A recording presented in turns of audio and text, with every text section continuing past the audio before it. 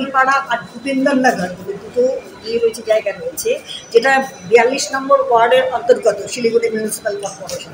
ওটা যেহেতু আমার বিধানসভায় পড়ে, ওইটা মহানন্দা নদীর যে বাঁধটা ছিল পাশে, বাঁধটা এমনভাবে ক্ষতিগ্রস্ত, ওখানে কিন্তু প্রচুর মানুষকে বসিয়েছে, তারা শাসক দলের লোকই বসিয়েছে, অথচ তারা এখন এত বেশি ক্ষতিগ্রস্ত হয়েছে, নদীটা সম্পূর্ণ বাঁধ ভেঙে চলে যাচ্ছে, নদীটা ঘুরে যাচ্ছে।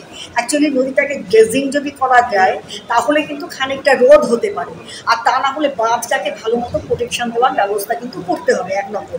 আর দ্বিতীয় নম্বর বললাম আশি ঘরে যে আঙারি ঝোড়ার যে দুপাশে বসতি বসানো হয়েছে, সেই বসতিগুলো এমন অবস্থা হয়েছে আঙারি ঝোড়াটাকে সম্পূর্ণ ড্রেনে পরিণত করেছে। কারণ যার জন্য বর্ষায় যখন জল আসে দুপাশ প্লাবিত হয়ে যায়, মানুষজন প্রচণ্ডভাবে ক্ষতিগ্রস্ত। আর এত পপুলেটেড এরিয়া চিন্তা করা যায় না, তাই ওইটা বারবার এর আগেও বলেছিলাম, আমি কোনো লাভ হয়নি, এখনও বলছি। আমি মন্ত্রী সাহেব মহাশয়কে বললাম, তো মন্ত্রী মহাশয় বললেন ঠিক আছে আমি একবার যাবো সব টিম নিয়ে ওখানে ভিজিট করতে। তা আমি ওনাকে ধন্যবাদ জানালাম, আপনি আসুন। ঘটনা হচ্ছে কোনোভাবে কোনো কাজই করতে পারছি না, এটাই সবচেয়ে দুঃখজনক ঘটনা।